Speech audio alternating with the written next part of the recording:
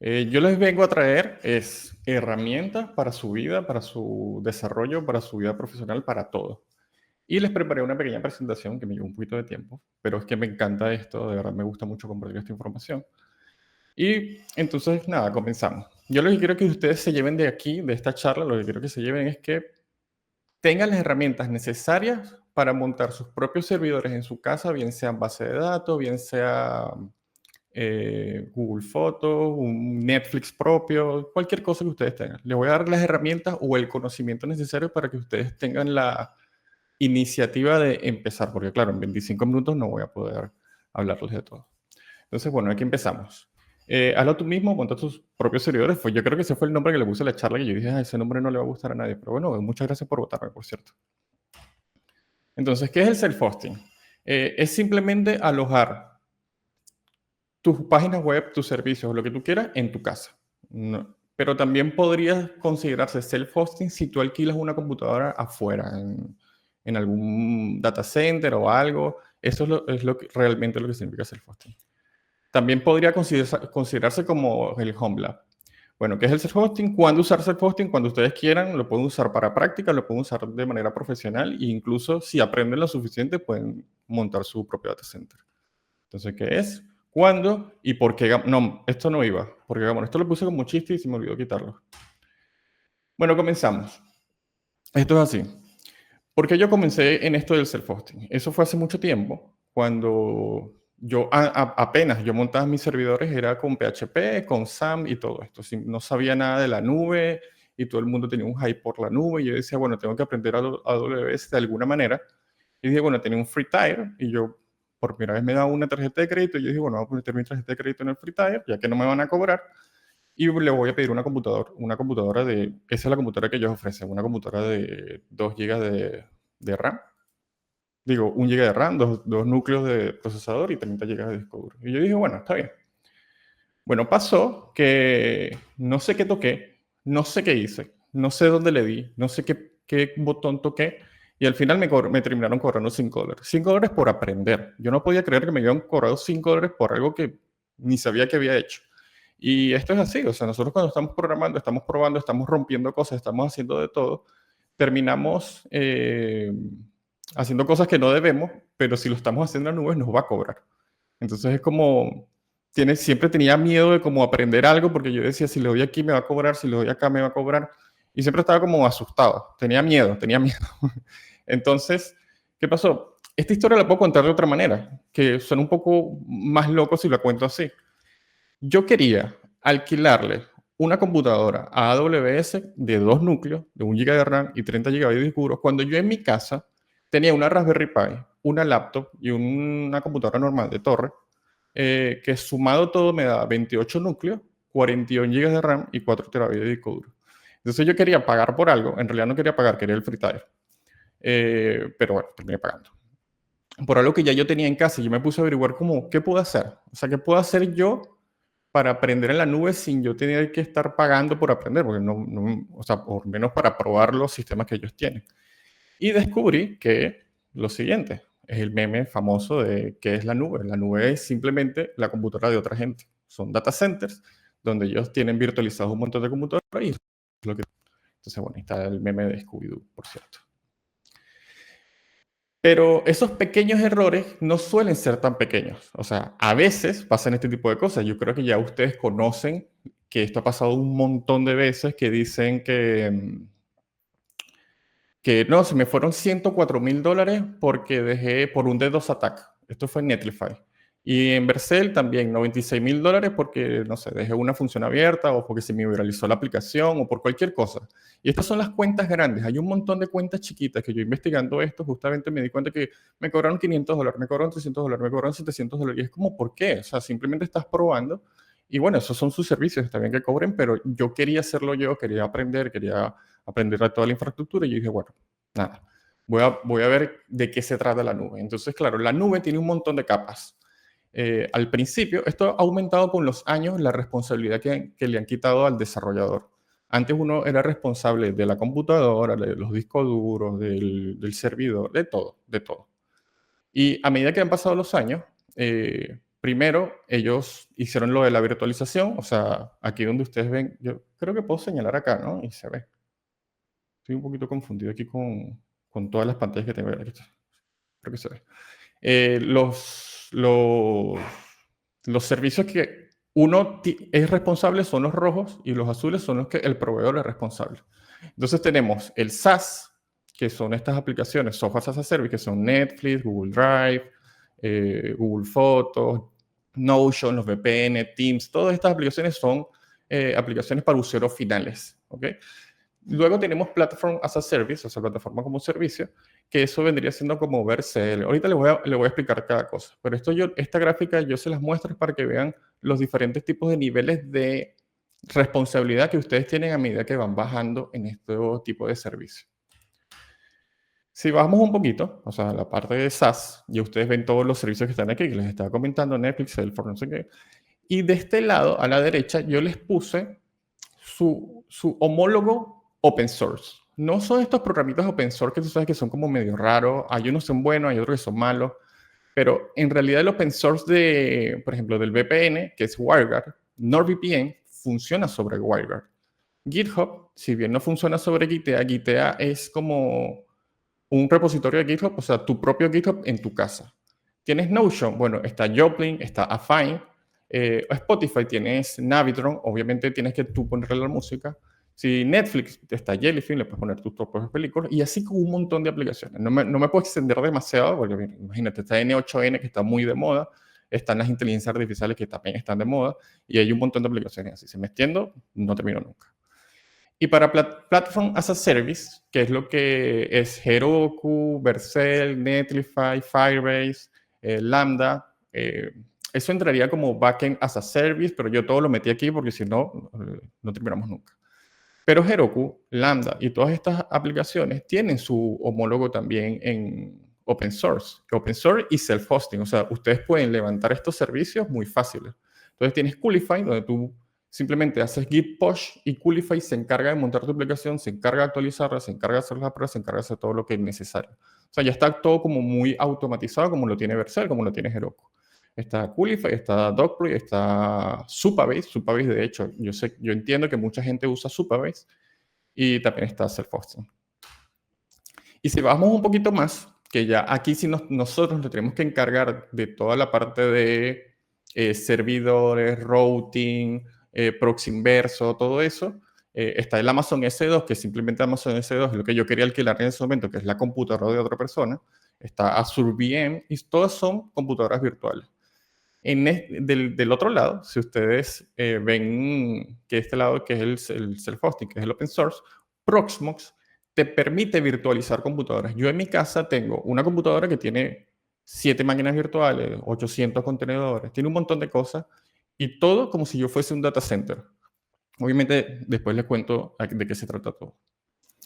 Bueno, pero en el centro de todas estas tecnologías está Docker, están los contenedores. ¿Por qué están los contenedores? Porque los contenedores nos permitieron empaquetar las aplicaciones con todo lo necesario para que funcione. De manera que tú no tengas que estar instalando, configurando, viendo las variables, viendo no sé qué. O sea, me falta una dependencia, me falta la otra dependencia, no funciona porque este es otra versión. Bueno, en este caso, por ejemplo, N8N tiene todas las instrucciones necesarias para funcionar. Entonces tú bajas el contenedor y simplemente le abres un puerto y ahí está perfectamente la aplicación para exponerla a internet, para usarla en tu casa, para lo que tú quieras, para lo que tú quieras. Entonces, así es como funciona el contenedor. Tiene una capa de librerías, que son las librerías del sistema operativo, las dependencias del software que tú quieres montar en ese contenedor y la aplicación. Casi todas las aplicaciones que vimos anteriormente, todas estas aplicaciones que están acá, todas esas aplicaciones tienen sus instrucciones para hacerlas con Docker. Y solo se necesita un comando. Ahorita les voy a mostrar, les vamos a poner un ejemplo súper rápido con respecto a eso. Fíjense que yo puse N8N, Supabase, WordPress y la IA local. Bueno, aquí les voy a explicar con más detenimiento. Esto es un Docker Compose. El Docker Compose es como un libro de recetas. Te dice qué servicio tiene que levantar, dónde lo va a guardar, qué variables de entorno va a tener, por dónde lo va a exponer. Y yo hice esta pequeña, esto lo puedo bajar por acá, sí. Yo hice esta pequeña presentación, me encantó. Yo quiero ser mejor en algún momento, pero me llevó tiempo. Aquí en la izquierda tienen todo lo que es el Docker Compose, que es este archivito nada más, no es más largo que eso, es lo único que tiene. Y si le damos a siguiente, nos va a empezar a resaltar el código importante. Entonces, fíjense, de este lado tiene dos servicios, fíjense que vamos a echar para atrás un poquito. Tienes dos servicios, bueno, yo puse un ejemplo de WordPress y base de datos porque es como una aplicación completa, que es aplicación con su base de datos. Entonces tienes el servicio de base de datos y tienes el WordPress. Si le damos un poquito más hacia adelante, vas a tener, fíjense que aquí aquí de este lado, del lado derecho, voy a ir montando como la infraestructura que se va montando a medida que yo le voy dando en el código para que vayan entendiendo bien cómo funciona. Esto no es una charla de Docker, pero como Docker es el centro de cómo se montan las aplicaciones, cuando vayas a montar la aplicación, tú vas a entender qué es lo que estás haciendo. Entonces, esto es todo en tu casa, ¿no? Tienes el contenedor con MariaDB. Tienes el contenedor con WordPress. Este nombre que está aquí, después de servicio, es el nombre que le va a dar al contenedor. Así se van a poder comunicar entre ellos, entre el contenedor y el WordPress. ¿Ok? Ahora, tienes la imagen. La imagen es como ese documento o es como un punto ISO que ya viene todo empaquetado, todo listo para que la aplicación funcione. Te vas a las librerías y las dependencias, MariaDB y las configuraciones necesarias para que MariaDB funcione. Seguramente tiene migraciones de tablas, tiene un montón de procedimientos para que esté lista para tu uso. Luego, si tú quieres que esa información perdure, le puedes asignar un volumen en Docker. Si ustedes ven aquí, Docker, aquí abajo en la línea 31 y 32, te crea un volumen de data y de este lado te crea, tú le asignas esa DB data, que es el volumen que está creando, se lo asignas a ese contenedor. Ustedes ven aquí que se lo asignó. Vamos un poquito más rapidito. Y las variables. Las variables de entorno que son el punto M de toda la vida de sus aplicaciones. O sea, simplemente están todas las variables que va a usar el password, la database, el user y el password de ese user. Obviamente, esto es pedagógico. No vayan a poner la clave de texto en texto plano en el archivo, pero así funciona. Y algo muy importante, que es donde me quería explayar un poco, es el puerto. Si tú no le abres un puerto a ese contenedor, no tiene manera de recibir peticiones. Recuerda que los puertos es para que reciba peticiones. Y esto que dice Restart Always es si por alguna razón falla, la computadora se apaga, el contenedor se apaga, no sé qué. Esto, cada vez que la computadora reinicie, el contenedor se va a reiniciar automáticamente. Luego, lo mismo con WordPress. Tiene el nombre de WordPress, tiene la imagen de WordPress con todas sus configuraciones, librerías, dependencia y configuración. Le asignamos un volumen también para guardar las imágenes y todo lo que hace en WordPress. Y estas son las variables de entorno, pero fíjense que estas variables de entorno son las mismas que estas. ¿Pero por qué? Porque WordPress necesita estas variables para conectarse a la base de datos. Entonces ya con eso se puede conectar a la base de datos. Esto es muy importante cuando tienes aplicaciones con base de datos con base de datos y la aplicación en sí, porque la aplicación necesita conectarse a la base de datos, pero si la base de datos todavía el contenedor no está listo, va a fallar. Entonces tú le dices depend on y él lo que va a hacer es esperar a que la base de datos esté lista. Luego tienes los puertos. El puerto derecho es el puerto que le abres al contenedor y el puerto izquierdo es el puerto que le abres al host, o sea, la computadora donde está. Si ustedes ven aquí, el tráfico viene desde internet, pasa por el router de tu casa. Ya después hablamos de eso, parte de la seguridad y los puertos que se abren, pero en tu computadora tienes un puerto abierto que se conecta con el puerto del contenedor y así es que el contenedor recibe las peticiones. Por eso dice puerto 80. De este lado es el puerto del contenedor y del lado izquierdo es el puerto del ordenador o de la computadora donde está ejecutando el contenedor. Entonces, listo. Eso es lo que es Docker Compose. Tendrán Redis, tendrán Postgres, tendrán un montón de aplicaciones, pero el Docker Compose es como toda la receta lista para que tu aplicación funcione perfectamente. Les voy a dar un ejemplito corto. Le puse esto. Yo no soy fan de Marvel, o sea, sí me gusta, pero no sé por qué pintó siempre cosas de Marvel. Para levantar esta aplicación, después que tú tienes ese documento, que el documento lo bajas de internet, o sea, lo bajas de la página de WordPress específicamente o lo bajas de Docker Hub. Obviamente que estén certificados por empresas que estén, o sea, que se metan en su cuenta certificada para que no bajen cosas raras. Solo necesitan este comando. Yo les voy a hacer un ejemplo que yo creo que tengo que, me pasa que claro, tenía que practicar cómo hacer esto, pero déjenme, a ver, something else, aquí está. Déjenme servirle la otra pantallita, que es mi consola. Aquí estamos. Están viendo la consola ahí, ¿no? Perfecto. Ok. Yo lo que voy a hacer aquí, estaba practicando, no vaya a ser que Docker se caiga, porque la otra vez se cayó Docker Hub y yo me quedé sin nada. Lo único que tienen que hacer, fíjense, yo abrí una carpeta, simplemente creo una carpeta y le puse el documento adentro, el Docker Compose, que es nada, ¿no? Digo, le voy a mostrar que está aquí todo perfecto. Ahí está exactamente igual como lo habíamos visto. Y lo que tengo que hacer es Docker Compose up -d. Le doy Enter. Él obviamente no va a tardar tan poquito como tarda ahorita si es la primera vez. Pero fíjense que si ya lo descargaste, o sea, si ya la imagen está en tu computadora, en lo que tú ejecutes, fíjense, duró 0.2 segundos de levantar el Docker. Y yo lo que tengo que hacer es meterme, déjame verificar aquí otra vez. Era mejor como compartir el todo completo, ¿no? Aquí está. Volvemos acá. Y si nos metemos, ustedes sí se lo están viendo, ok. Si nos metemos en localhost puerto 80, que fue el puerto que yo les dije, en puerto 80, ahí está ya configurado o sea, ya está levantada la aplicación en un comando. Les expliqué todo eso para que ustedes vean de dónde viene todo, pero fíjense que con un solo comando se levantó un WordPress completo, conectado a base de datos, totalmente funcional. Vamos a poner aquí a for show, Aníbal Oz. Le voy a dejar esa contraseña de anibalos@gmail.com. Por si tienen alguna pregunta, me pueden escribir ahí, por cierto. Le doy acceder. Aníbalos. Creo que es así. Y listo, ya tenemos un WordPress montado con un solo comando. Con un solo comando.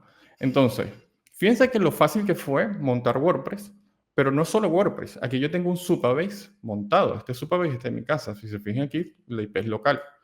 Y todo eso lo pueden exponer a Internet. Así que ahorita les comento cómo lo pueden hacer, pero aquí está todo Supabase de manera tal que ustedes lo pueden usar para sus proyectos y lo pueden usar de manera profesional. Lo pueden tener en su casa, si ustedes tienen un buen Internet, si tienen un buen UPS y todo esto. Pero claro, si ustedes se quieren asegurar, lo pueden poner un VPS. Pero en su caso, ustedes pueden tener servicios que solo ustedes usen también. Y si lo quieren usar de manera profesional, bueno, tienen que tener otras características o otra seguridad para poder hacerlo. Pero en su casa pueden tener todo este tipo de aplicaciones. Y esto está funcionando en mi computadora mientras yo estoy hablando, mientras tengo el Meet abierto, mientras tengo el WordPress abierto, mientras está todo abierto. Y la verdad es que consume poco y nada. Así que no se preocupen por el consumo, porque las computadoras actuales, como están, una Raspberry Pi, yo en la Raspberry Pi corría todas las películas, corría el VPN, corría los servidores, corría un montón de cosas. Y ahí la página, mi página web, está corriendo en una Raspberry Pi. Entonces, bueno, sigamos con lo siguiente. Bueno, está un solo comando para ejecutar absolutamente casi todas las aplicaciones que están ahí. Hay unas que sí requieren un poco más de configuración, pero en general te dan la receta completa como para levantarla. Entonces, bueno, ya que ustedes van a poder levantar absolutamente cualquier aplicación en su casa, van a poder tener su Google Fotos, Google Drive, Google Cloud. Fíjense que Google Drive o Google Fotos le puede cobrar no sé cuánto por 1 TB de información y en su caso ustedes compran un disco y la tienen para toda la vida. Pero, como dice el tío Ben, un gran poder conlleva a una gran responsabilidad. Tienen que tener copias de seguridad y tienen que tener seguridad de manera que sus servidores no estén comprometidos por nada. O sea, un hacker se meta, puede pasarle a todo el mundo, le acaba de pasar a Red Hat que le hackearon todo, pero generalmente uno como persona individual no va a ser objetivo de hackeos tan brutales. Entonces, primero, tienen que mantener actualizados sus contenedores. Sus contenedores generalmente ellos los parchean, hacen un montón de cosas. Ustedes se meten en el Docker Hub. Ustedes están viendo esto, sí. Si ustedes se meten en el Docker Hub de WordPress, ustedes ven las diferentes eventos que ha tenido con respecto a la seguridad. Creo que es acá. Bueno, por ahí en algún sitio está. Ahorita no me acuerdo dónde. Pero tienen los diferentes eventos con respecto a la seguridad. Tienen que aislar sus redes. ¿Con qué me quiero decir con aislar? Aquí yo les puse un ejemplo de cómo se conecta, cuál sería la arquitectura que tendrías tú en tu casa cuando haces servicios self-hosting y tendrías una máquina virtual y adentro tendrías los contenedores. Si este contenedor tiene que salir hacia afuera, o sea, tiene que recibir peticiones de fuera, tú le pones un firewall que no lo dejes conectarte hacia tu red interna. Así te despreocupas de que si se mete o se compromete ese contenedor, esa persona pueda pivotar en el resto de tu red. También puedes hacer diferentes redes virtuales, donde esa red está aislada y todos los equipos que están ahí están aislados. Que por cierto, metan sus bombillos, sus aspiradoras, su nevera y métanlo todo en una red aislada, porque ese bombillo chino, aunque ustedes no lo crean, sirve como una botnet. O bueno, sirve como ser parte de una botnet. Pero por otro lado, ustedes pueden, cuando van a exponer un servicio, pueden utilizar Cloudflare. Yo sé que todo el mundo odia Cloudflare porque España, cuando se juega fútbol, no se puede usar Cloudflare. Pero Cloudflare te permite poner como una especie de túnel hacia adentro de tu casa, ¿ok? Y ese contenedor que está dentro de tu casa funcionando, que es como un espiador de Cloudflare, por así decirlo, puede ver la web y la base de datos. Digo, no la base de datos, la web. La web solo ve la base de datos. Entonces, si aquí está WordPress, o está tu aplicación, o está tu web, o está lo que sea, lo hace. Y puse este murito aquí de firewall, es porque esta VM también está aislada. Yo cada vez que pongo un servicio a Internet, aíslo la VM. Y bueno, la autenticación, yo creo que no tengo que hablar demasiado de eso. Y lo otro, un inciso muy pequeñito que tengo que hacer muy rápido, pueden instalar un VPN personal. El VPN los pone directamente en su casa. O sea, si están en la calle, lo pone en su casa. Siempre tienen el IP de su casa. Entonces, por ahí ya estamos listos. Esa parte de seguridad. Bueno, y mantengan todas las cuestiones actualizadas, pásenlo por DevSec. Hay un montón de tips que pueden dar, pero por default, si ustedes hacen esto, lo más probable es que no les pase nada. Ahora, lo otro que tienen que tener en cuenta es su información. Muchas veces me lo dicen, tengo miedo de que si yo guardo mi información se me borre. Y está bien, eso es un miedo totalmente plausible. Pero ¿qué pasa? Hay unas estrategias que se usan para los data centers y para cualquier persona, que es la estrategia 3-2-1. Pero bueno, yo no les dije, pero siempre me dicen, o yo siempre he pensado, si me cae un meteorito o si se mete una vaca en mi casa y se come mis servidores, va a ser un problema. Es por eso que tengo esta estrategia de backup. Sobre todo por la vaca, se ve peligroso. Entonces, tenemos 3 copias de seguridad. ¿Por qué? 2 tienen que estar en dispositivos diferentes o en discos duros diferentes al menos. Puedes tenerlo una computadora en la sala y otra computadora en el cuarto. 2 discos duros diferentes. Y una fuera del sitio. ¿Qué quiere decir? Lo metes en la nube. Amazon Glacier te da como por $5 500 GB de información por 6 meses o por 12 meses creo que es. Para sacar la información sí cuesta muchísimo dinero, pero como es una información simplemente de backup que capaz nunca utilizas, espero que no, lo puedes hacer. Pero la nube también puede ser la casa de tu abuelita, la casa de un amigo, lo que sea, porque puedes guardar información ahí. Entonces, bueno, vamos rapidito porque se me está acabando el tiempo. Esto también me lo preguntan un montón. ¿Qué tipo de hardware tienen que utilizar para esto? Pueden usar una Raspberry Pi, pueden usar un BNPC, pueden usar una laptop, pueden usar una computadora vieja, pueden usar lo que ustedes quieran. Por lo que les dije, la potencia de las máquinas actuales es muy, muy, muy grande en comparación con las máquinas de antes. Entonces, los servidores simplemente corren como nada. Mi Raspberry creo que aguanta como 8.000 peticiones por minuto porque estuvimos haciendo las pruebas en vivo. Y bueno, esto como cierre, les voy a decir, para el desarrollo profesional a mí me ha ayudado un montón. Yo ahorita no trabajo actualmente de programador, pero sí trabajé de eso y monté un montón de cosas, Kubernetes, un montón de cosas. Pero la cuestión es que tener el conocimiento de hacerlo en tu casa te da como la libertad de no bloquearte, eso es lo que se llaman vendor lock-in, de no bloquearte con AWS, con Google, con no sé qué, porque no, es que yo no tengo esta herramienta, porque sin esta herramienta no lo puedo hacer. No, te va a dar igual, porque todas las herramientas tienen su espejo open source, self-hosting, y las puedes hacer en tu casa sin pagar, sin nada, y vas a conocer desde el metal, desde la computadora, desde el disco duro, vas a conocer cuál es toda la infraestructura que necesitas para montar un servicio. A nivel profesional eso te suma un montón. Entonces, puedes montar tu propio servicio. No dependes de ningún proveedor específico. Cada vez que te cambies te va a dar igual porque simplemente buscas, yo uso esto es aquí, se llama así. Y puedes experimentar todas las herramientas sin ningún tipo de miedo, porque siempre da mucho, mucho miedo por lo que les dije, lo de que te cobran, lo de que no sé qué, lo de que puedes romper la máquina y tal. Pero si tú montas una máquina virtual, tú puedes reventar la máquina virtual, lo que tú quieras, meterle virus, lo que tú quieras lo puedes hacer. Y Esto es muy importante, que hay servicios que no usamos porque son muy caros o porque no podemos pagarlos o por lo que sea necesario, por las circunstancias que ustedes tengan, pero lo puedes montar fácilmente en tu casa y esos servicios te ayudan a aprender un montón. Es como la gente que usa Adobe y no lo paga, ¿ok? Y ustedes saben de qué me refiero, pero eso les ayuda a crecer y al final terminan pagando Adobe y terminan trabajando de eso. Si no pudiesen hacer eso, entonces no crecerían profesionalmente en ese aspecto. Yo lo voy a dejar hasta aquí porque esto es infinito el mundo del self-hosting. Le di las herramientas. Yo voy a montar este slide en algún sitio. Así que si tiene algún, ya son 25 minutos que llevo. Si tienen alguna pregunta o alguna cosa, me la pueden hacer. Afor, ya te puedes desmutear. Hola, ¿qué tal, Aníbal? Que bueno, primero Todo de bien. todo, enhorabuena por esta pedazo de charla, ¿eh? Es que te juro que me dan ganas de enseñársela a muchos compañeros de trabajo con los que he trabajado, que he tenido unos problemas de Docker y de, vamos, todo esto, pero a un nivel muchísimo más principiante, abismal. Así que muchas gracias, que este contenido no es fácil de encontrar además y menos de esta calidad. No sé cómo hacerlo, nos quedan 4 minutos y tienes tropocientas mil millones de preguntas, ¿vale? Entonces te voy a hacer muy rápido hasta que llegue a los 4 minutos y Ok, te ok. las paso si quieres en privado, al menos para que seas conscientes de las que tienes. Está bien, está Pero bien. la primera, ¿es costoso un servidor para mantener archivos como películas o fotos?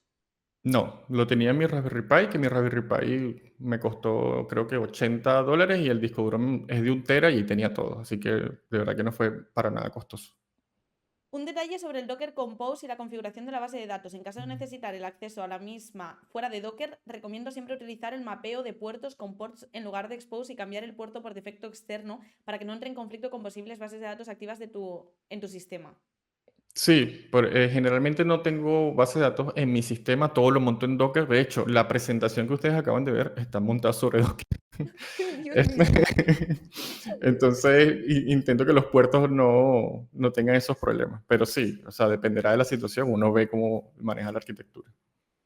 Mi proveedor de internet utiliza Carrier Grade NAT, lo que me impide acceder desde fuera a un servidor que tengo en mi casa. ¿Existen soluciones prácticas o alternativas para poder exponer ese servidor a internet a pesar del CGNAT? Sí, podrías hablar con tu proveedor y decirle que tienes cámaras CCTV y decirle que necesitas acceder a tus cámaras y le pides un IP. A veces eso funciona, a veces no funciona. Y si no te funciona, podrías preguntar si puedes comprar un IP. Y si eso no te funciona, nada, te toca es alquilar un VPS y ponerle un VPN al VPS y rutear desde el VPS a tu casa. Buenas tardes. En caso de que dicho comando no funcionase, ¿cuáles son los pasos para debugging para encontrar las causas del error? ¿Ver algún log? Eh, Cuando tú ejecutas el contenedor, cuando tú ejecutas el Docker Compose Up, en realidad, déjame ver si. Bueno, no lo voy a mostrar porque se me va a durar un montón. Cuando ejecutas el Docker Compose Up menos D, es detach. No vas a ver nada del log como tal. Pero tú puedes ponerle Docker logs y pones el nombre del servicio que tú quieres ver el logs y ahí tú puedes ver todo lo que está pasando. Entonces, esa sería la manera de hacer debugging en caso de que el servicio se esté fallando y en caso de que el archivo como tal de Docker Compose esté malo, puede cuando lo ejecutes.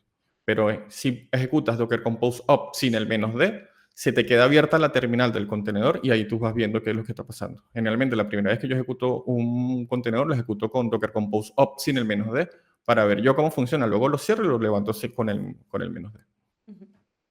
¿Cuál es la diferencia entre el atributo networks en el Dockerfile y, como mencionaste, usar máquinas virtuales? Ejemplo, base de datos y WordPress. ¿Para eso necesitaría un router configurable y IP públicas? Depende de cómo quieras exponer el servicio. Como había comentado, déjame ver si lo puedo. Se sigue viendo la presentación, ¿no? Sí. Ah, ok. Aquí lo tengo, ok, perfecto.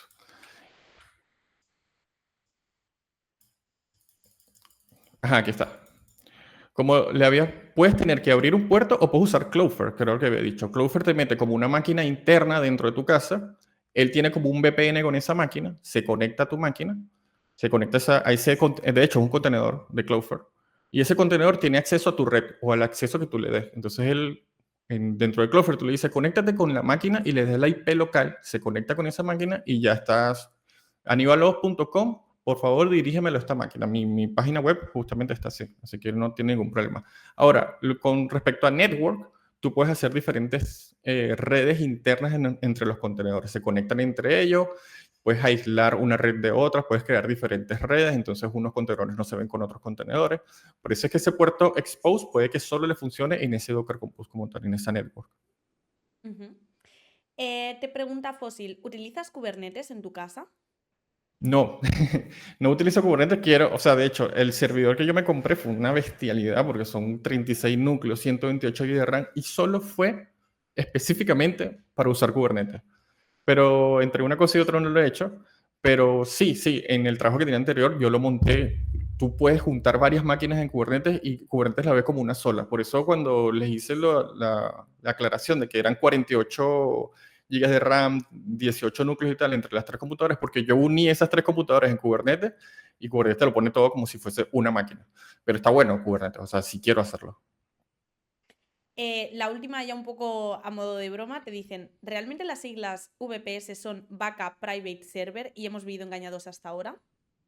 Backup, private, no.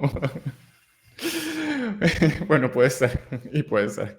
A mí me ha encantado la analogía de la vaca. Vale, pues realmente no te han quedado tantísimas, muchas más, sobre todo Ángel Dev, que ha preguntado, pero ha ido sobre la marcha, entonces han quedado un poco descontextualizadas, pero igualmente estas que han quedado, si quieres te las paso y así Sí, tienes no hay contexto problema. por si te apetece pues ver un Sí, poco qué bueno, ha preguntado la gente. ok. Y pues lo dejamos por aquí, Aníbal. Muchísimas gracias de verdad por No, muchas venir con gracias esta a ti. tremenda presentación. Muchas Muchísimas gracias a todos gracias. por ver la presentación. Hasta Gracias, luego. Aníbal.